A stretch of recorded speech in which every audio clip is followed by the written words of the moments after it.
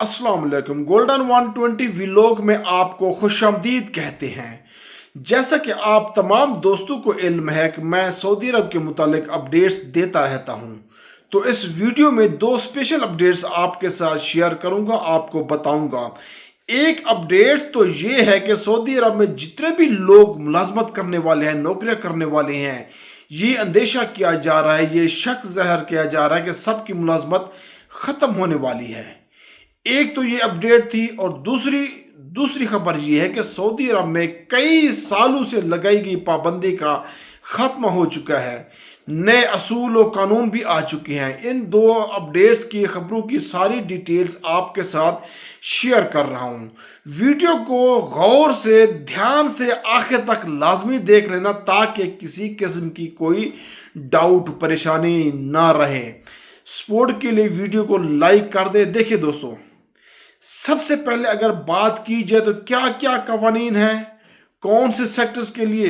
दोस्तों, जैसा कि आपको पता है कि सऊदी अरब की गवर्नमेंट ने एक मीटिंग की थी। उस मीटिंग में ये फैसला हुआ था कि गैर मुल्की अब सऊदी अरब में जायदादें ले सकते हैं, चाहे वो पर्सनल इनफरादी तौर पर हो या कारोबारी तौर पर हो, यानी किसी भी तरह से। तो ऐसे में अगर आप वो जायदादें लेना चाह रहे हैं, चाहते हैं लेना, तो आपके लिए तरीकाकार को आसान कर दिया गया है। बिल्कुल आसानी तरीके से आप ले सकते हैं, आप प्रॉपर्टी ओनरशिप ले सकते हैं। लेकिन दोस्तों, कुछ कवानीन जारी किए गए हैं। 180 दिन के बाद उस पर अमल दरामद स्टार्ट हो जाएगा। सबसे पहले, आज सऊदी अरब के किसी भी शहर में आप जगह ले सकते हैं, ज़मीन खरीद सकते हैं, प्रॉपर्टी बना सकते हैं, चाहे वो कारोबारी लिहाज से लेना चाह रहे हैं या पर्सनल। अहम बात जो है, मक्का और मदीना के हवाले से सिर्फ और सिर्फ मुस्लिम लोग हैं, वो जगह खरीदने की, उनको खरीदने की इजाज़त हो गई। सिर्फ वही लोग जगह खरीद सकते हैं। लेकिन बहुत सारे कंडीशन पे पूरा उतरने के बाद, मान लीजिए फ़र्ज़ करें आप किसी भी जगह पे प्रॉपर्टी लेना चाहते हैं, ज़मीन लेना चाहते हैं, उसके लिए आपको सबसे पहले रजिस्टर कराना होगा। रजिस्टर करवानी होगी अपने आप को, 5% फीस आपको जमा करवानी होगी। उसके बाद जाके आप लीगली तौर पर प्रॉपर्टी की ओनरशिप ले सकते हैं।